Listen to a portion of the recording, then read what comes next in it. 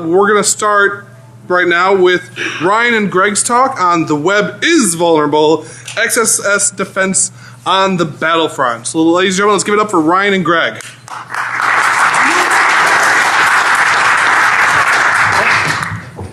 Hello, my name is Greg, and well, I am a bad guy. I really like hacking, and you know, I do it professionally, so that's okay. I do it for a Microsoft corporation. If you are doing this for a government, that's okay too. And the problem is that the name of the game in our industry is really build it and fix it. For an example, you have a Linus Torvalds, and whenever he says a four-letter word, everyone talks about it on Slashdot. So I thought I no longer want to be a bad guy. I really would like to do something better. And but my manager said, Greg, you are a bad guy. You are a hacker. You really should stay with the dumps. And they didn't mean like what they meant was really crash dumps or log dumps, which was the stuff that I was doing. And I thought, hey, what if I do this? If I, instead of hacking, if I try to find other bad guys exploiting XSS. So XSS is an issue that's still on the top 3 of OWASP top 10 list after 15 years. And it's known to be very prevalent, but it is not well known to be exploited very wide. And we know that majority of applications are vulnerable. So now I had this idea that, I could use all of these data sources to find the XSS attacks. The problem is that it's not that easy. It starts with privacy, really. To use the data sources that you see on this list, in most cases you have to start with proper notice and obtaining proper user consent. That's a lot of work, and I wish I could say, hey, right now all the data with URLs that are untrusted, that goes through, for example, Microsoft online properties, is scanned for XSS attacks. That's not true. It will take a lot of time, a lot of effort to make this a reality. So today what I will show you is just a small window into the evil world of XSS attacks. Now how small it is we don't really know yet, but it gives us some ideas of what's happening out there. So even though that is small window, it was still a big data that I had to go through. It was hundreds of terabytes of raw data that translated into tens of terabytes of URLs. And well, if you have friends in high places, you might get access to even bigger data sets. And if you manage to do this, perhaps you give us insight into how this problem looks like on a global scale. Because we made the method that we used available publicly. There is this project on GitHub that I created recently, Detect XSS Lib, and it's not exactly the tool that I used, but it's pretty much the same methodology. It's a general purpose library written in C. You can read more about it on GitHub. There is a command line tool that comes with it. If you have a list of URLs, you just run them through the command line tool. It will do some first detection, then some sort of deduplication, some simple post-processing, and then it will output you the attacks that were detected. And also, we put some test set that was created on the base of the attack that we detected. It is sanitized, so we are not disclosing any websites that we found to be vulnerable. So what did I find? Like, the first thing that I found were proof of concepts, which was about 90% of all the detections. And proof of concept is basically usually just a pop-up window that shows up in a web application. Like the previous one, this one in different language, one with like very primitive hacking attempt. And what's really behind those proof of concepts? There are two things. There is malicious intent or benign intent. Now, malicious intent, these are just byproducts of somebody probing, for an example, your website. But in most cases, we think that it's just a benign intent, because basically security researchers, there are a lot of security researchers who like to find cross-site scripting issues, and then they like to talk about it, or they like to be rewarded for finding XSS issues and disclosing them responsibly, or sometimes they just get a public credit, like you see down there. I am here, for an example. Now, those who don't like public credit, those attackers, and don't like rewards maybe, or maybe they are too rich, they go a step further. They want to, they create defacement, so they inject content that's by itself, it's not really malicious, it just changes the content on the website, and about 5% of our detections were these kinds of attacks. Now, many of those people, they prefer to remain anonymous, so we cannot know who they are really, because they're anonymous. What it looks like is there is a URL with all the contents usually squeezed in the URL, and in most cases this URL is delivered through a URL shortening service. So all you see in Twitter or Facebook is just the shortened URL that doesn't show anything, and then you click on it, and then you, for an example, see like this kind of defaced website, which clearly shows that the attacker has some sense of humor, or you see the attackers they just like to take over somebody's web pages. But in many cases, when we have seen some more kind of reasonable looking attacks, they were affecting either government websites, in which case it was just some sort of activism, or media websites, in which case people just wanted to brag about it or wish somebody happy birthday, or basically just do this for fun. Now, attackers who possess some more advanced scripting skills, they go a step further and they want to steal cookies. So cookie stealing is the first type of attack, probably the simplest, involved cross-site scripting, where attacker actually gains some advantage on the user. So this is how it looks like. So let's say I am the bad guy. First, user logs into a valid website and receives a cookie from the server that is used later to identify the user. Now, attacker sends email with a link including cross-site scripting, malicious script. The script gets reflected from the server, and then it runs on the user's browser. Now the cookie gets sent to another server where Cookie Monster can eat the cookie, or before Cookie Monster eats the cookie, attacker can log in and grab the cookie for himself and then use it to impersonate the user. Now, the actions that can be done with impersonating are different, depends on the web application, but clearly that gives attackers some opportunities. And we have seen many examples of the attacks that were using this cookie stealing technique with different kinds of short scripts through different kinds of URLs. For an example, this httpz.ru website, it's well known to be malicious if you are using any sort of web reputation service, like URL reputation service, like Internet Explorer Smart Screen. You will not be able to even go there because it's just blocked as being malicious. But some of the websites that were used for cookie storing were kind of interesting. Like here we have an case where the target server, it was a hacked server of a funeral home. Now you must give the bad guys credit for being smart, since funeral homes have little chance of going out of business. It's a perfect place to keep your cookies for eternity, stolen cookies. Now, the next slightly more complicated kind of attack we have seen, it's a typical in-session phishing. That's how it's often called.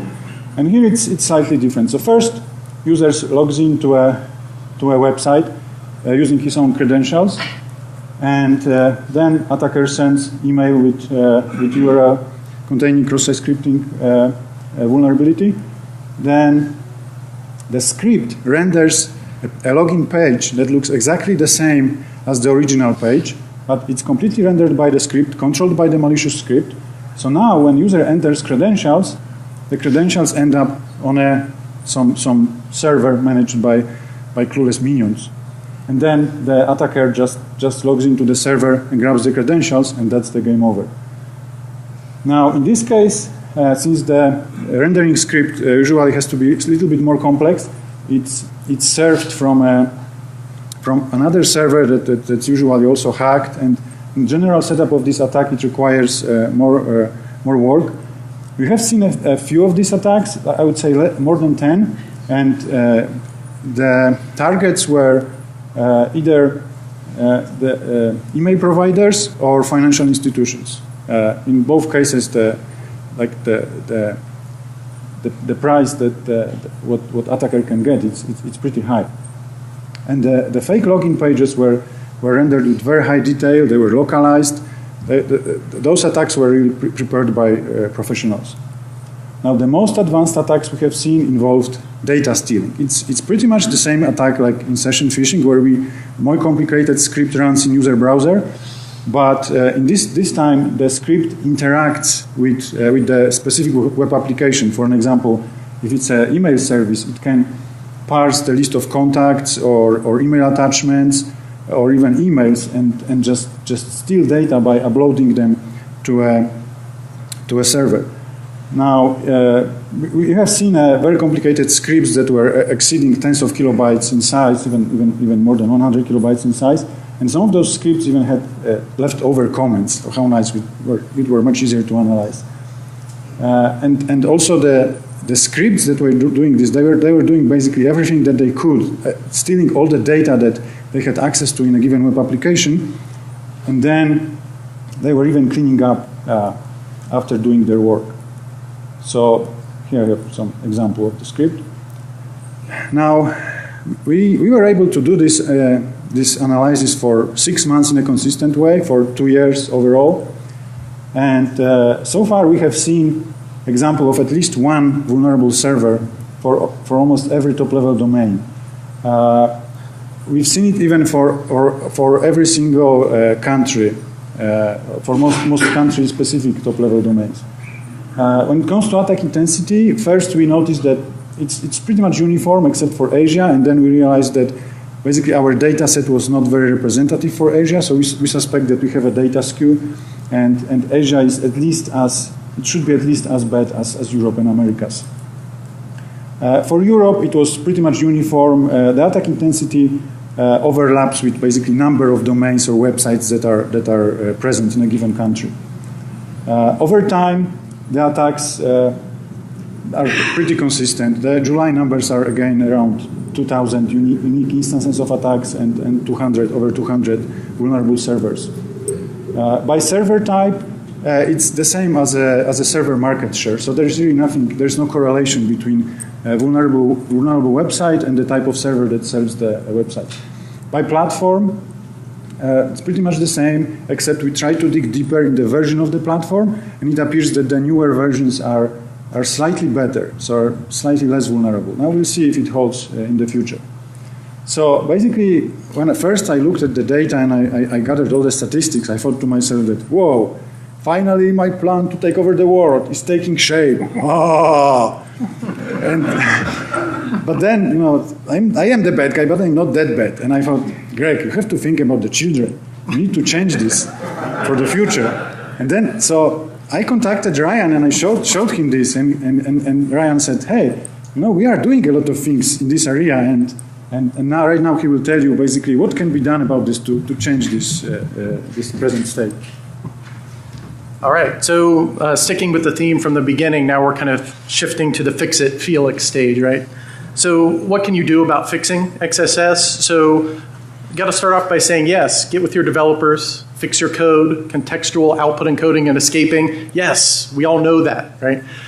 What I'm talking about is not mutually exclusive. These are things that you should be doing in production to mitigate things as you find vulnerabilities, right? So think about this through an operational security perspective. On the left, obviously these are things taken from my book. It is at the bookstore, so shameless plug if you want to pick that up.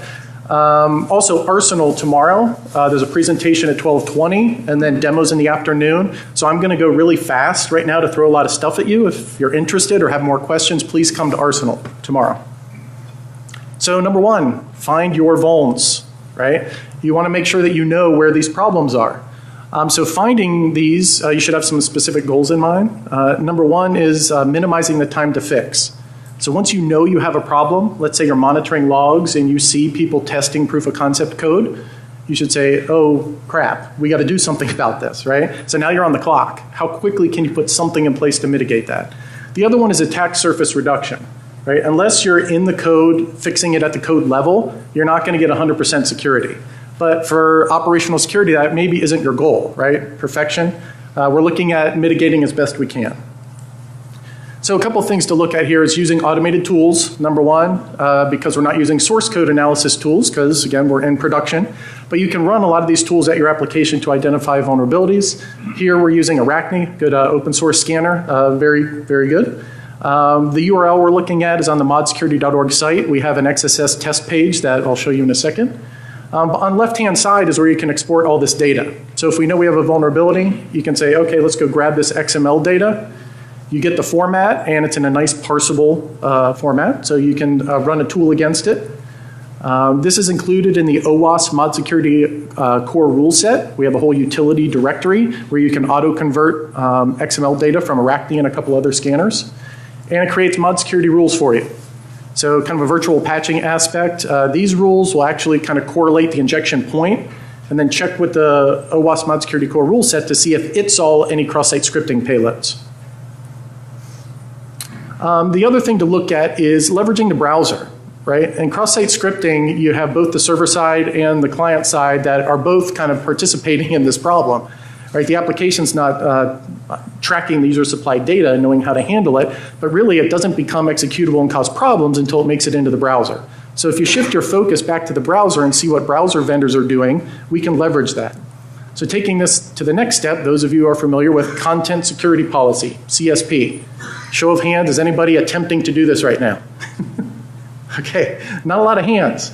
That's because looking at CSP and implementing it, retrofitting your site to do that, it's like eating an elephant. So as opposed to looking at your entire site and it's a bit overwhelming, break it down into biteable, bite-sized pieces, one vuln at a time. So a good thing is to do scanning, find where you're vulnerable, go to those apps, and then targeted implement CSP. So it's what we're showing here from a mod security perspective. If you've never seen the rules, this doesn't mean too much, but you can define only on this particular URL. We know we have a problem, so let's go ahead and send down a CS policy to the browser when anybody's accessing this page. So from a browser point of view, if you haven't really seen how this works back and forth with CSP, working in the browser, this is a screenshot of the web page that reflects back the payload. At the bottom, just the developer tools, right? So you can see what's happening behind the scenes. So when the attacker sent that payload, coming back in the response, this is what mod security told the headers to add. You see content security policy, and we've defined essentially what is data and what is code. So now the browser has a better understanding of what it should and should not execute. So when it gets that, the browser would now say, oh, wait a minute, I'm not supposed to execute that code. It triggers events locally. You could see them in the console log, but it would not execute that code. What's also nice about CSP is you have the report URI, so things that happen browser side, now they can report back and tell the server, hey, there was a client-side problem. So now you're, from a cross-site scripting perspective, you're going from, I see an inbound payload that kind of looks like cross-site scripting to, oh crap, this executed in the browser.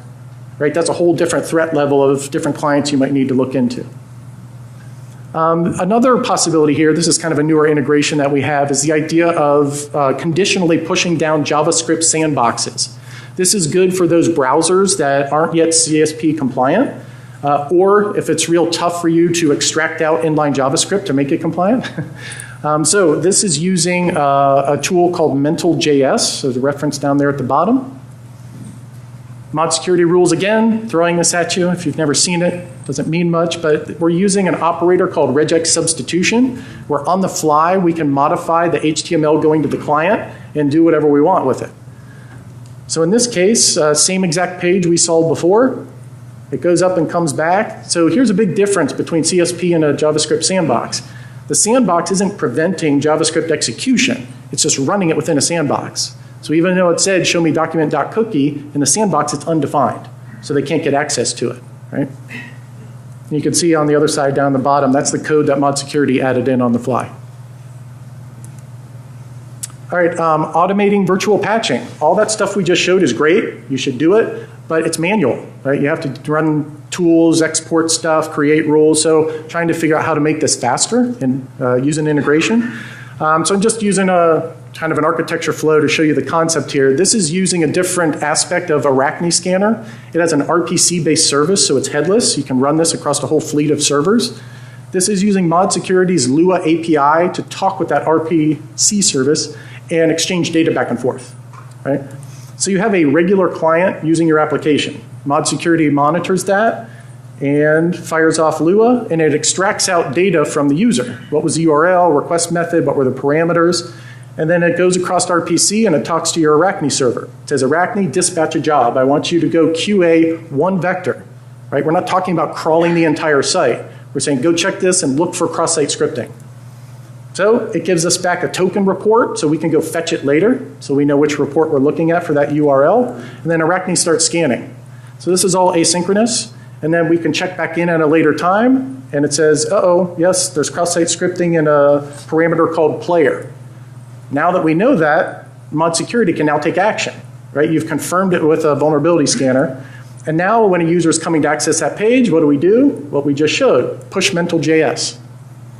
All of that is automated. You don't have to do anything. Okay, some other things to look at are what else are browsers doing, right? They have different filters that they're doing within the browser itself, XSS filter being one of them.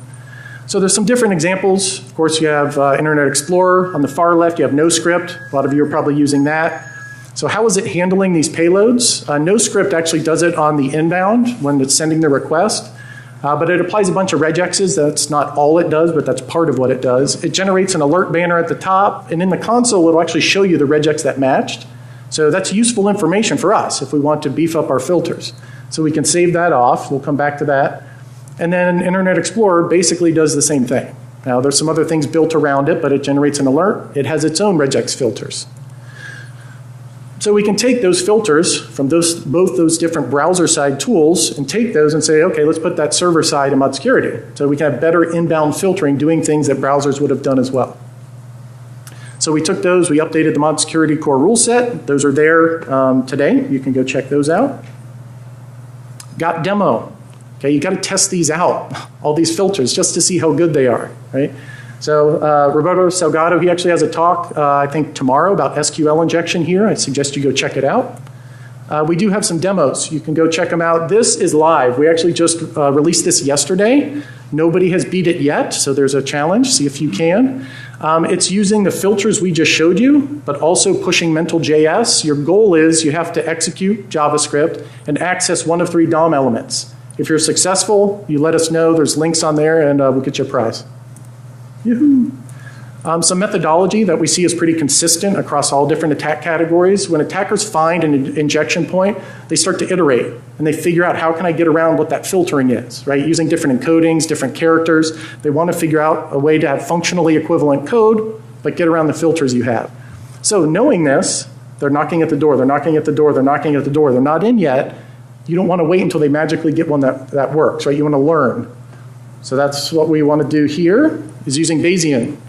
So you can do some training, right? This has been going on for a long time in the spamming world with email. We can take that same concept. The idea is leveraging your blacklist, regex, negative security filters to train your Bayesian classifier. So as data comes in, there's an email address. That's not an attack. Let's train it as ham. An attack comes in, that's flagged by our filters, train it as ham. The theory of operation is then when you get to an unknown sample, something that didn't match your regex, maybe they use some different encoding, right? So you want to get around that so you can flag on it. This will show you that flagged it even though it bypassed all our filters. So you got to do multiple layers, all right? The last section here to talk about is doing client side, right? Letting it get inside the DOM and doing some other analysis there. This is using the data modification again. In this case, we're pushing down some extra JavaScript code that will tripwire different events. If they happen browser side, we want to know about it. So you can see some different tripwire stuff there in the upper right. If that happens, it does an XHR and post data back so we know about it. So it's kind of like CSP to a certain extent, but you can modify it how you want. Now this works. However, you're exposing to the client what you're doing. Right? So this may catch some initial people doing proof of concept, but if they're really monitoring what's happening underneath the hood, they'll see this and they can evade it. So the idea was, can we do this server side? So this is where we bring up the idea of using Phantom.js, which is a WebKit client. It's headless. In this instance, you have the data come in, the data goes out, we don't mess with it, but then we use the Lua API and we make a copy of that response data that was sent to the browser and we hand it off server side to Phantom.js. It evaluates that HTML and then it can generate alerts just as if it was in the browser. So that's cool that you get that kind of insight. Again, you're moving from something that looks like an attack to something that executed in the browser. So that's better fidelity for you.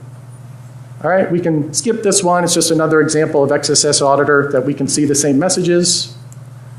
And the last one, as I'm wrapping up, is if you have a real aggressive person, depending on what they're doing, you can also hook them with beef.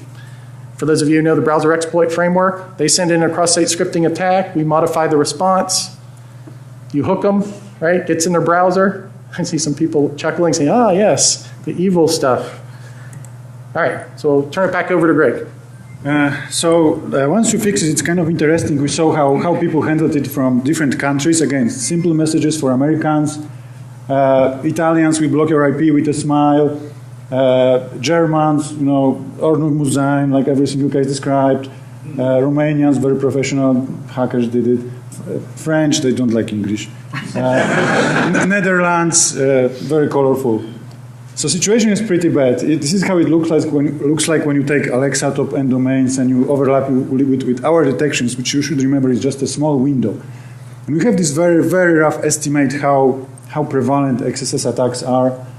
And what should we do about this? It's like there's a lot of things to do. We should be just doing our work, doesn't matter whether you're a bad guy or a good guy, just one server at a time. Maybe we will change this. Now, many people contributed to this presentation. We would like to acknowledge them. And reminder, please scan your card, give feedback. And thank you for choosing XSS to fulfill your cybersecurity needs.